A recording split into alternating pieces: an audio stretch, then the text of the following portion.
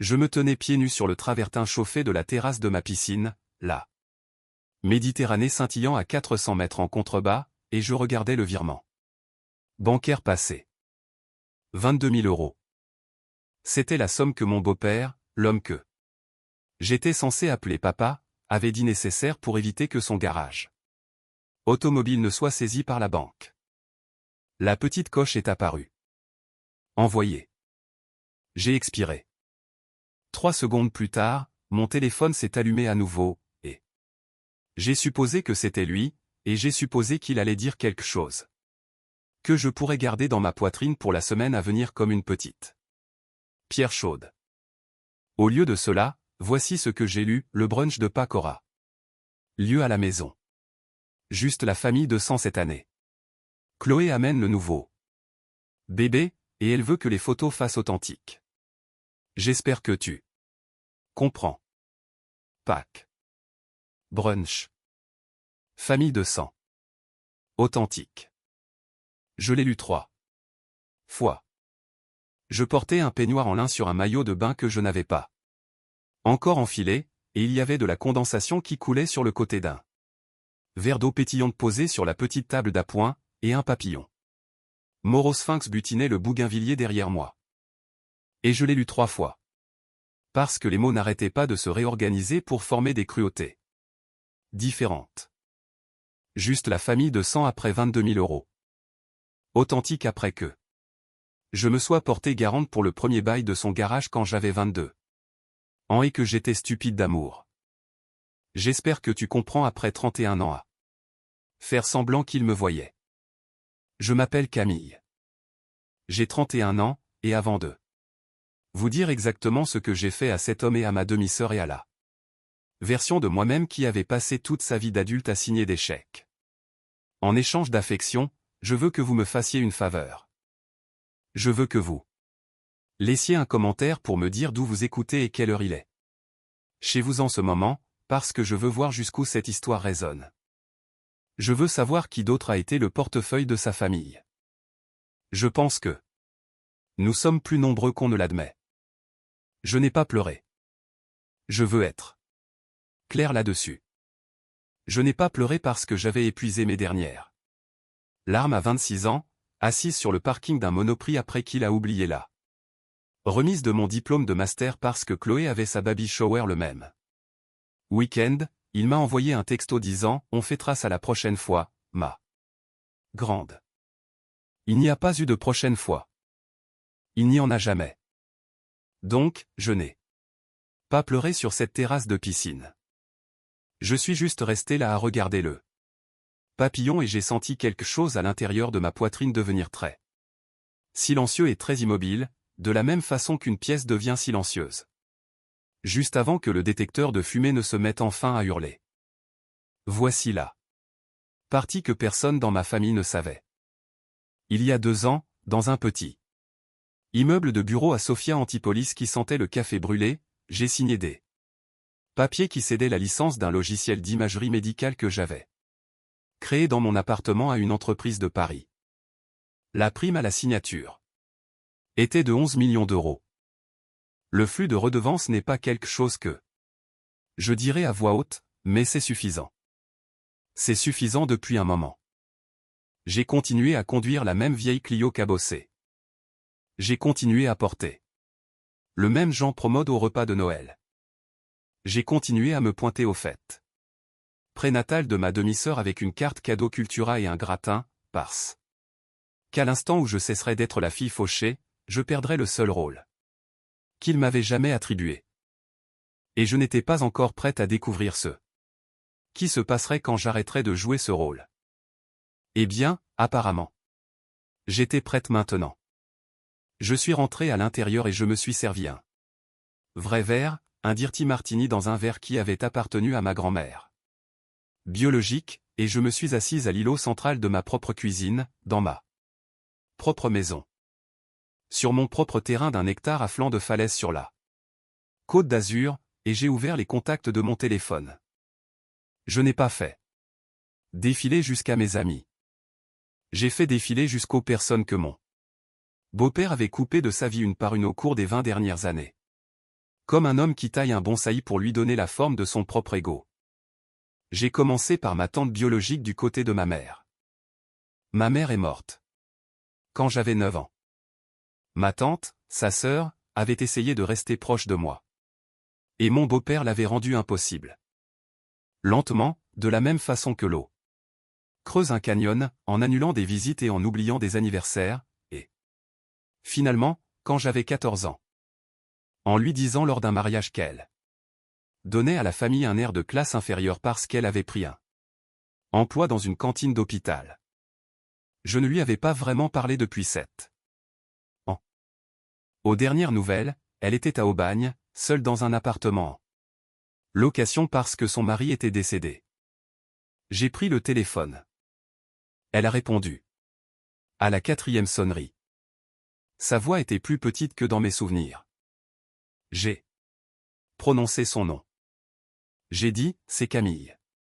Je veux te faire venir chez moi. Pour Pâques. Je veux te parler de maman et je veux te parler de ce que j'ai construit. Il y a eu un long silence. Puis elle s'est mise à pleurer et je l'ai laissé pleurer et je n'ai pas comblé le silence avec quoi que ce soit parce que je savais ce que c'était que d'être la personne à l'autre bout d'un appel téléphonique auquel on avait renoncé. J'ai ensuite appelé mon grand-père.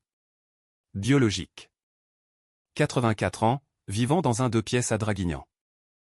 Mon beau-père l'avait banni des repas de famille il y a 10 ans parce qu'il portait une casquette d'ancien combattant d'Algérie à table et que mon beau-père disait que c'était vulgaire. Ensuite, j'ai appelé la famille qui vivait à côté de chez nous. Quand j'étais petite, ceux avec la piscine et le Golden Retriever. Ceux que mon beau-père avait poursuivis en justice en 2009 pour une bande de gazon et un tuyau d'arrosage parce qu'il aimait la sensation d'avoir un avocat à sa disposition.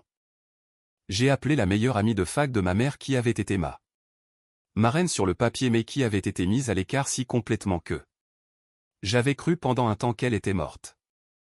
J'ai appelé la gouvernante Marisol, qui m'avait élevé de l'âge de 9 ans à l'âge de 15 ans, qui avait préparé mes repas et tressé mes cheveux, et que mon beau-père avait licencié sans préavis quand elle a finalement demandé une augmentation après 8 ans. J'ai appelé 11 personnes cet après-midi-là. 8 d'entre elles ont dit oui. Immédiatement. 2 d'entre elles ont dit oui après avoir pleuré pendant un moment. L'une d'entre elles, ma marraine, a dit, ma chérie, est-ce que tu as des ennuis? Est-ce que c'est une sorte d'adieu? Et j'ai dû rire et lui dire que non. C'était une sorte de bonjour. C'était le genre de chose qui signifiait que ma vie commençait maintenant. J'ai réservé des vols en première classe. J'ai envoyé des chauffeurs privés. J'ai envoyé un styliste chez ma tante à Aubagne. J'ai envoyé un tailleur chez mon grand-père.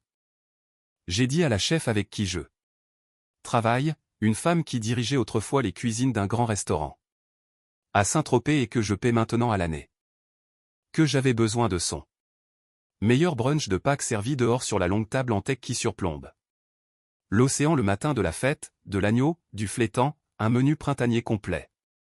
Du champagne si froid qu'il en ferait mal aux dents. Des fraises de la taille de petit point. Je lui ai dit qu'il y aurait 12 invités et que c'était les invités les plus importants que j'ai jamais reçus. Pendant que je faisais tout ça, mon beau-père m'a envoyé 3 autres textos parce qu'il sentait que quelque chose bougeait et il ne savait pas quoi. Le premier disait, tu nous manques.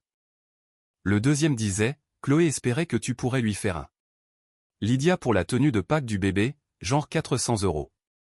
Elle a du mal à joindre les deux bouts. Le troisième disait, ne sois pas bizarre à propos de l'histoire du brunch. C'est juste plus simple comme ça. Je n'ai pas répondu. J'ai juste continué mes réservations. Le matin du dimanche de Pâques, je me suis réveillé à 6 heures. Le brouillard reposait sur l'eau comme un animal endormi. J'ai fait du café. J'ai fait le tour de la propriété. La chef est arrivée à 7 heures. La fleuriste est arrivée à 7h30 avec de l'eucalyptus, des renoncules blanches et des branches de citronnier. Ma tante a été la première invitée à arriver à l'arrière d'une berline noire et quand elle est descendue sur le gravier et a levé les yeux vers la maison, elle a mis une main sur sa poitrine. Et a dit « Oh, ma chérie ». Elle n'a rien dit d'autre. Elle a juste gardé sa main là. Puis mon grand-père, puis ma marraine, puis ma Marisol qui m'a vu et a fondu en larmes et m'a serré si longtemps que je pouvais la sentir trembler. Puis les anciens voisins, puis la colocataire de fac de ma mère. À 11 heures. Nous étions 12 personnes sur une terrasse en pierre à 80 km du premier feu rouge, buvant du champagne, et j'avais engagé une photographe, et je veux que vous compreniez quelque chose à propos de la photographe. Je ne l'avais pas engagée pour capturer des souvenirs. Je l'avais engagée pour capturer des preuves. Nous nous sommes assis pour le brunch à midi. Je me suis assise en bout de la longue table en teck avec mon grand-père à ma droite et ma tante à ma gauche et la Méditerranée était derrière nous et le soleil avait finalement percé le brouillard et Marisol a porté un toast en espagnol qui s'est terminé par Mija et j'ai pleuré pour la première fois en 5 ans. La photographe était très, très bonne. Elle a tout eu. Elle a eu mon grand-père en train de rire. Elle a eu Marisol me tenant la main. Elle a eu ma marraine, qui n'avait pas été serrée dans les bras lors d'une fête depuis 2 décennies, posant sa tête sur l'épaule de la femme qui avait été la colocataire de fac de ma mère. Elle a eu l'agneau. Elle a eu la table. Elle a eu la vue. Après le dessert, je me suis levé, j'ai pris mon téléphone et j'ai fait une publication. Je n'ai pas écrit une longue légende. J'ai appris que les légendes les plus cruelles sont courtes. J'ai posté 9 photos. La toute première était un plan large de la table pris de derrière moi. Les 12 invités en train de rire, la mer se perdant au loin. La deuxième était Marisol avec son bras autour de moi. La troisième était mon grand-père avec sa casquette d'ancien combattant, que je lui avais demandé de porter, parce que bien sûr que je l'avais fait. La légende disait, brunch de Pâques avec les personnes qui sont vraiment là. À la famille de sang qui célèbre ailleurs, j'espère que les 22 000 € vous permettent de garder la lumière allumée. J'ai identifié le garage de mon beau-père. J'ai identifié Chloé. J'ai identifié le hashtag de la petite ville de la banlieue de Nimou. Ils vivent. J'ai cliqué sur publier. Puis j'ai retourné mon téléphone face contre la nappe en lin, et je suis allé me resservir des fraises. Ça a pris 11 minutes. Je le sais, parce que j'ai vérifié plus tard. 11 minutes pour que le premier appel arrive. Le téléphone a vibré contre la table 1 fois, 2 fois, 3 fois, comme une abeille piégée sous un verre. Puis ça s'est arrêté. Puis, ça a recommencé. Au moment où nous finissions le dessert, mon téléphone avait vibré en décrivant une lente spirale sur le lin, et je l'ai ramassé, et j'avais 57 appels manqués. 57. De lui. De Chloé. Du mari de Chloé. D'un numéro que je ne connaissais pas et qui s'est avéré être la belle-mère de Chloé. Du frère de mon beau-père à Toulouse, à qui je n'avais pas parlé depuis 9 ans. Qui avait apparemment été réveillé par une discussion de groupe et envoyé en mission. J'ai écouté les messages vocaux sur haut-parleur. Je l'ai fait exprès. Mes invités méritaient de l'entendre. Ils méritaient d'entendre la bande-son d'eux. La famille qui les avait poussés hors de leur siège, pour que moi, le portefeuille, je puisse m'asseoir plus près du bout de la table. Le premier message vocal était mon beau-père prenant sa voix de négociateur. Camille, ma chérie, je crois qu'il y a un malentendu. Des gens appellent Chloé. Ils disent des choses. Supprime cette publication et on parlera de ça comme des adultes. Le deuxième message vocal était 12 minutes plus tard et la voix de négociateur avait disparu. Petite ingrate, tu n'as aucune idée de ce que tu as déclenché. La belle-mère de Chloé vient de l'appeler. Elle pense qu'on est ruiné. Tu nous as Pris quelque chose aujourd'hui. Tu supprimes cette publication tout de suite. Le troisième message vocal était de Chloé. Chloé hurlait. Tu identifies Marisol. Là-dedans? Marisol? C'est la femme de ménage. Camille, qu'est-ce qui ne tourne pas rond chez toi? Pourquoi il y a? Est-ce que c'est un vignoble derrière elle? Pourquoi il y a un vignoble derrière elle? Je veux que vous compreniez, je n'ai rien ressenti. J'ai ressenti l'opposé de rien en écoutant ces messages vocaux, si ce n'est une sorte de clarté propre et froide, comme quand on rince une blessure. Chloé ne hurlait pas parce que je lui manquais. Chloé hurlait parce que l'histoire qu'elle racontait sur moi depuis 15 ans, la demi-sœur fauchée, le boulet, le contre-exemple, venait d'être exposée comme un mensonge devant toutes les personnes dont l'opinion lui importait. La belle-mère, les amis du country club, le cabinet d'avocats du mari. Ils avaient contrôlé le récit. J'avais repris le récit. Ils ne pouvaient pas l'assimiler. J'ai mis mon téléphone sur ne pas déranger et je suis retourné vers mes invités. Nous avons regardé le soleil commencer à pencher vers l'eau. Ma tante m'a raconté des histoires sur ma mère que je n'avais jamais entendues. Mon grand-père s'est endormi sur une chaise au soleil avec sa casquette baissée sur les yeux et Marisol l'a couvert avec un plaid. Je veux vous dire, ce fut le meilleur après-midi de ma vie. Mais les narcissiques, et je le dis au sens clinique du terme, n'absorbent pas une défaite pour s'en aller. Il y a un phénomène en psychologie comportementale qui s'appelle le pic d'extinction. C'est ce qui se passe quand un animal appuie sur le levier qui lui a toujours donné une friandise et que le levier cesse de fonctionner. L'animal n'arrête pas d'appuyer. L'animal appuie plus fort, plus vite, avec plus de force, avec plus de rage, parce que son cerveau ne peut pas accepter que la règle ait changé. Mon beau-père avait appuyé sur le levier Camille pendant 22 ans.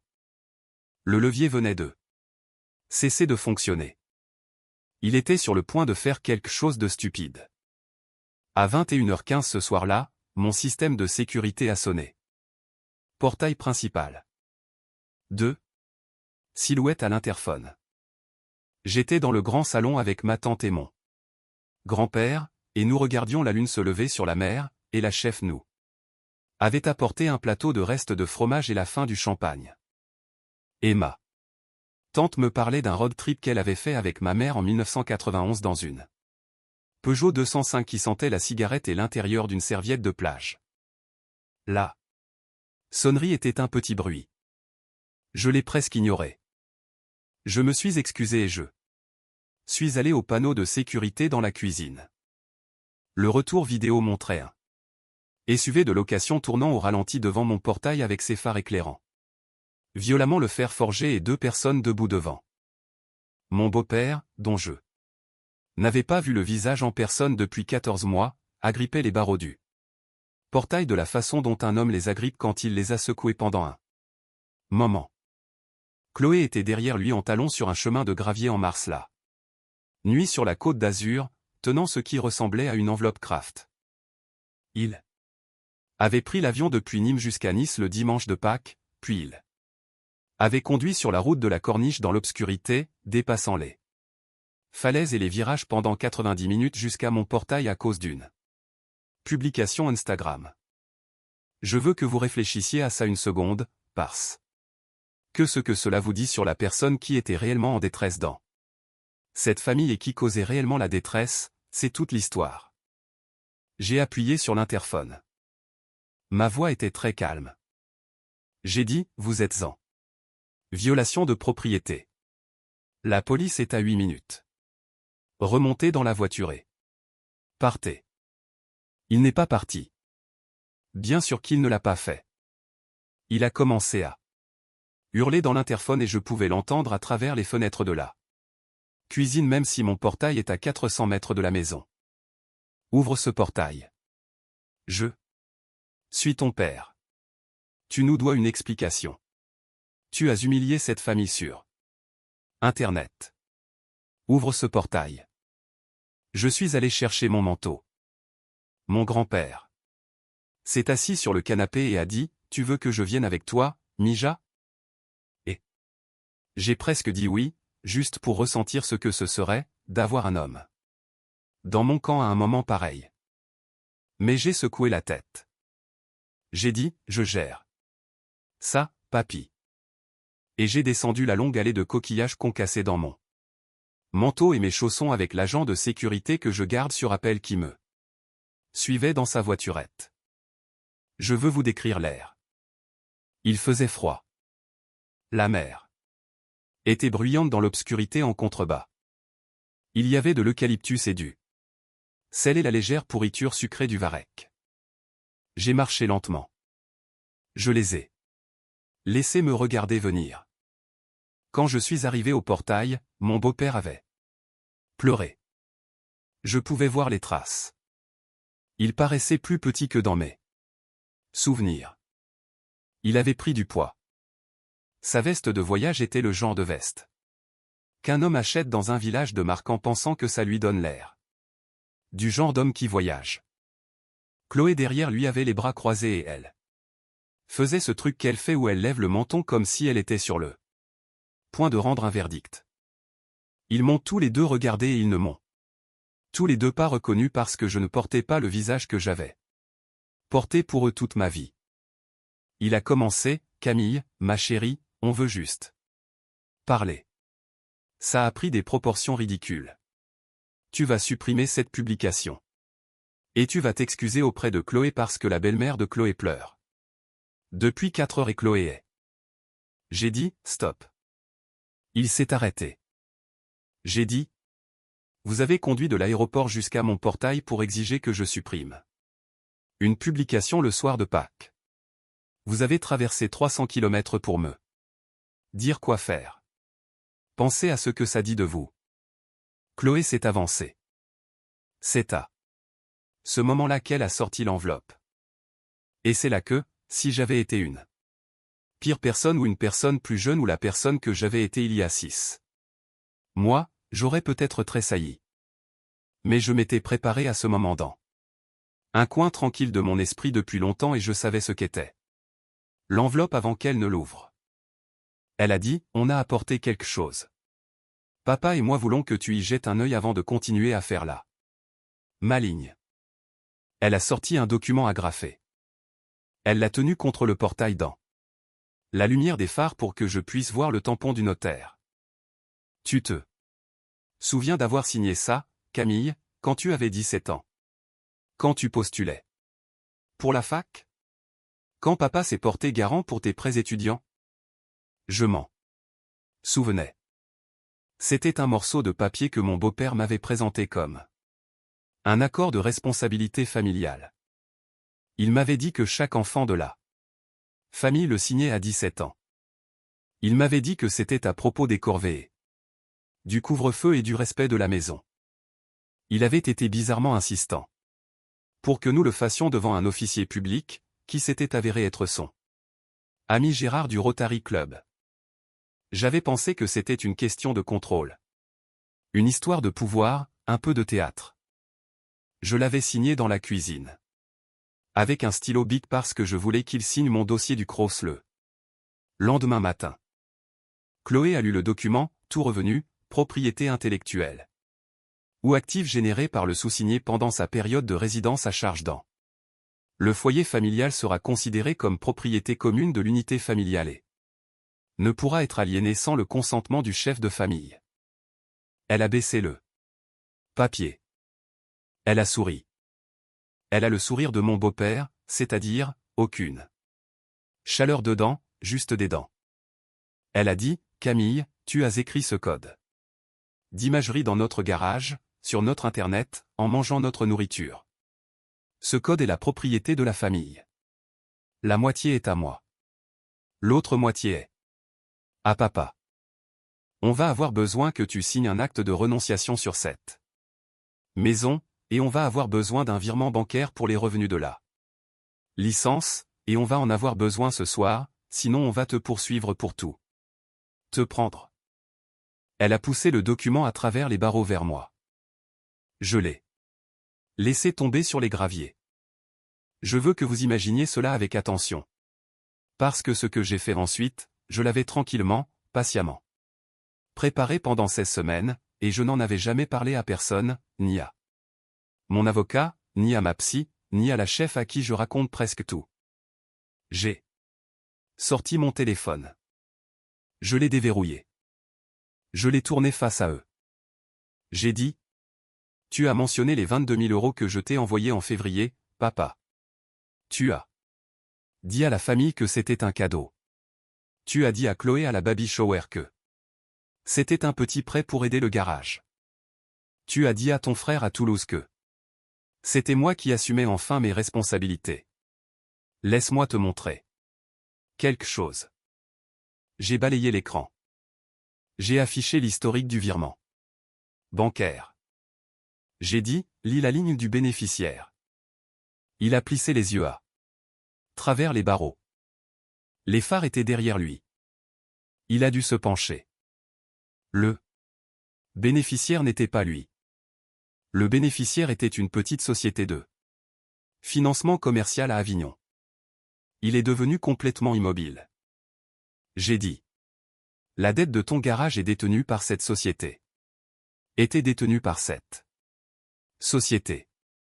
Ils essayaient de la revendre depuis novembre parce que tu avais raté 9 paiements consécutifs et que la banque voulait retirer ce prêt de son bilan avant la fin de l'année fiscale.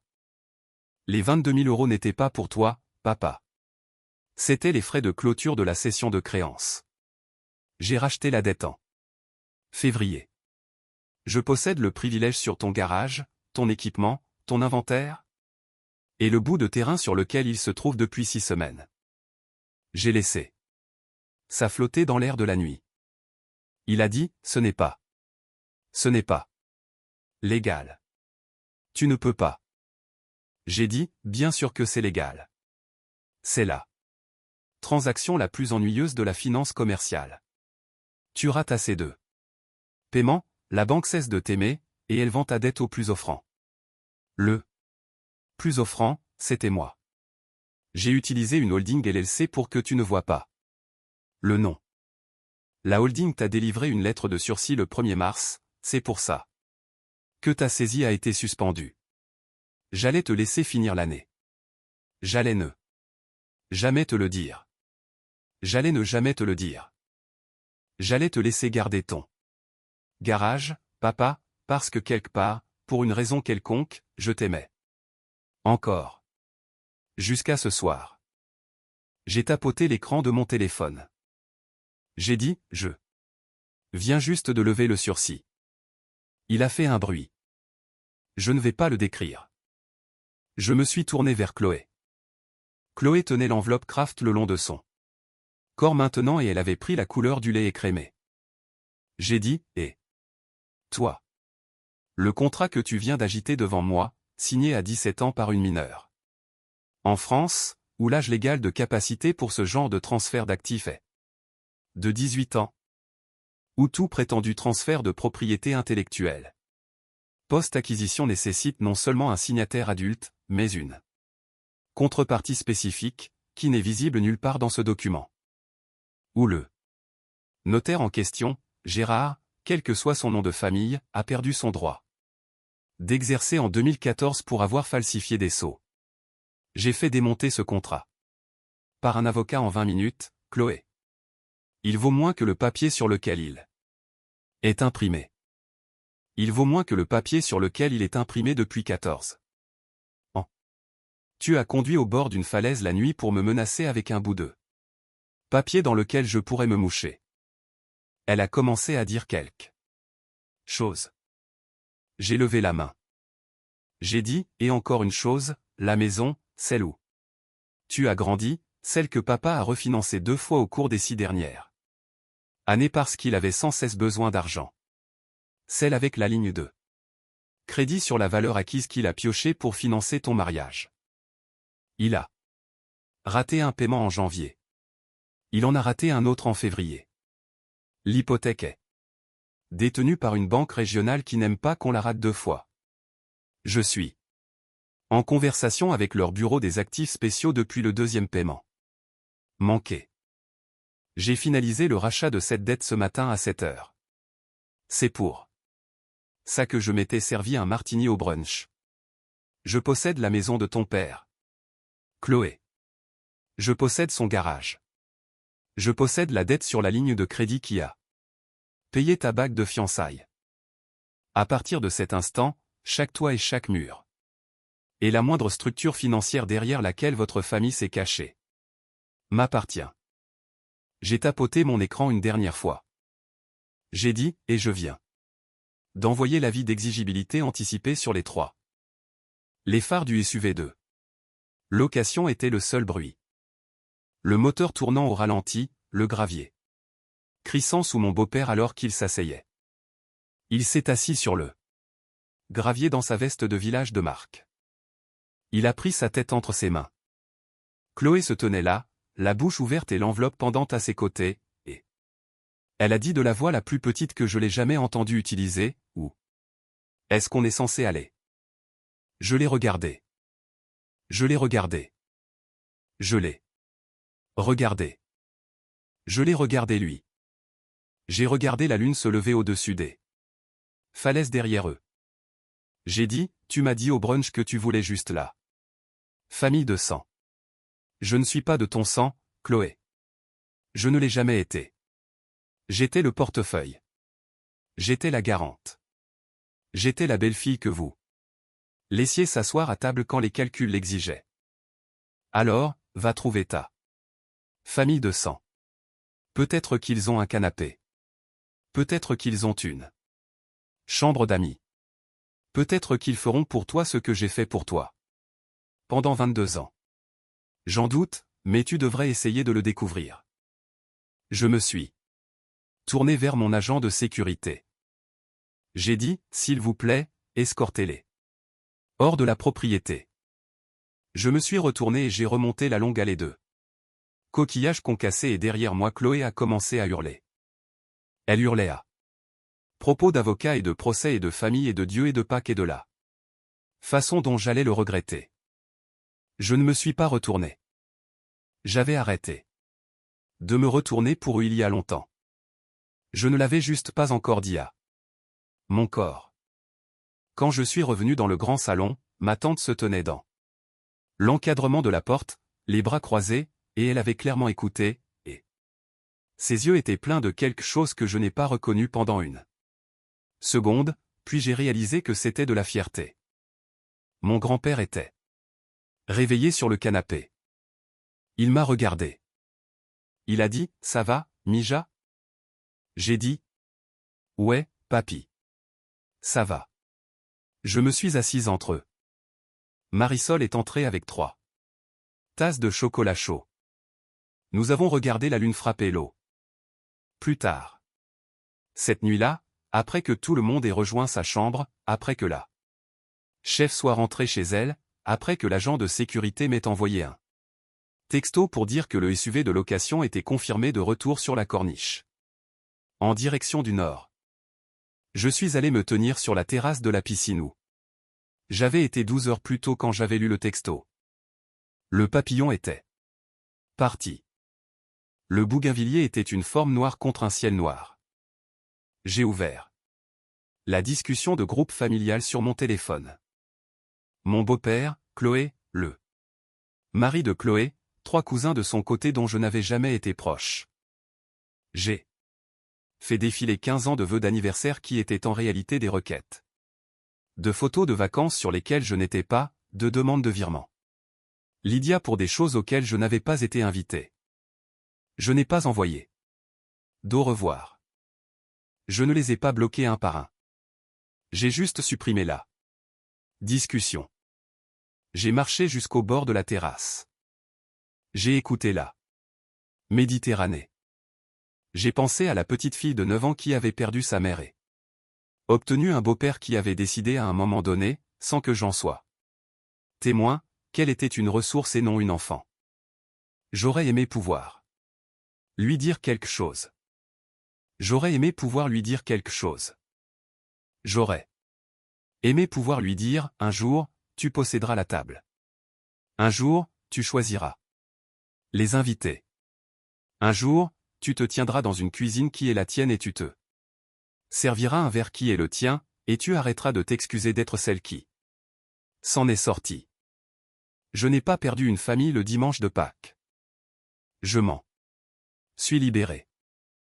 Et les personnes avec qui je me suis assis sur cette terrasse, ma tante que je fais maintenant venir en avion une fois par mois, mon grand-père que j'ai installé dans le pavillon d'amis en mai, Marisol qui m'apprend à cuisiner comme le faisait ma mère avant sa mort. Ces personnes sont ma famille. Maintenant. Pas par le sang, par choix, par leur présence, par leur fidélité. C'est, il s'avère, la seule définition qui ait jamais compté. J'ai beaucoup pensé dans les mois qui ont suivi ce Pâques aux mathématiques de ce qui s'est passé, parce que tout ce qui s'est abattu sur mon beau-père et Chloé cette nuit-là, la saisie, le sursis levé, le contrat sans valeur se dissolvant dans les phares, rien de tout ça n'était de la chance. Rien de tout ça n'était le karma dans un sens mystique. C'était juste le coulant, silencieux et accumulé des choix qu'ils avaient fait pendant 22 ans, qui arrivaient finalement à échéance en une seule soirée parce que j'avais finalement arrêté de payer leur addition à leur place. C'est la partie sur laquelle je veux m'attarder une minute, parce que pendant la plus grande partie de ma vie, j'ai cru au mensonge selon lequel être une bonne personne signifiait être absorbante, qu'une bonne fille éponge la cruauté et la convertit en encore plus de générosité. Que si tu continuais simplement à faire des chèques et à te présenter au brunch et à faire semblant que l'îlot de la cuisine était une vraie place à table. Éventuellement les gens qui te traitaient comme une ressource se réveilleraient un matin et te verraient comme une personne. Ça n'est jamais arrivé. Ça n'allait jamais arriver. Et chaque euro que j'ai envoyé, chaque silence que j'ai ravalé, chaque anniversaire pour lequel j'ai conduit 4 heures pour y être ignoré, ce n'était pas de l'amour. C'était une subvention. Je l'ai payé pour continuer à me maltraiter. La cause et l'effet sont des professeurs plus discrets qu'on ne veut bien le croire. Mon beau-père a raté 9 paiements hypothécaires parce que, pendant 9 mois, il a choisi de ne pas les payer. Il n'a pas perdu son garage. Par malchance. Il l'a perdu parce qu'il avait passé 2 décennies à traiter chaque personne autour de lui comme une ressource renouvelable, et que pas une seule d'entre elles, quand son propre toit a commencé à fuir, n'a décroché le téléphone pour lui. Chloé a agité un contrat devant moi à travers un portail en fer forgé parce qu'elle avait passé toute sa vie d'adulte à croire qu'un morceau de papier signé par une adolescente pouvait peser plus lourd que la loi du pays. Tous les deux ont appris la même nuit de Pâques que l'univers a une mémoire bien plus longue qu'il ne l'avait supposé.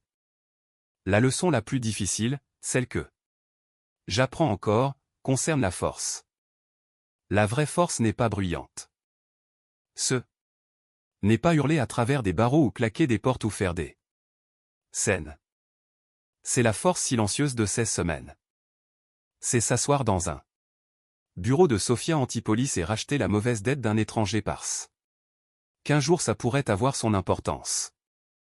C'est garder sa vieille voiture. Quand on peut s'en offrir une meilleure, non pas parce qu'on se cache, mais parce qu'on n'est pas encore prêt à se battre pour ce qui nous appartient. C'est laisser sa tante pleurer au téléphone pendant un long moment sans combler le silence. C'est descendre seul une longue allée de coquillages concassés, en chaussons, dans le froid, pour affronter l'homme qui vous a brisé quand vous aviez 9 ans et ne pas élever la voix une seule fois. Je ne pense pas avoir perdu une famille cette nuit-là. Je pense que j'ai enfin compris que je n'avais jamais eu celle pour laquelle je jouais un rôle. La famille que j'ai maintenant, ma tante, mon grand-père et sa casquette d'ancien combattant, Marisol qui tresse les cheveux de sa petite fille de la façon dont elle tressait les miens, cette famille a toujours été là. Ils étaient juste assis dans le noir à attendre que j'allume la lumière.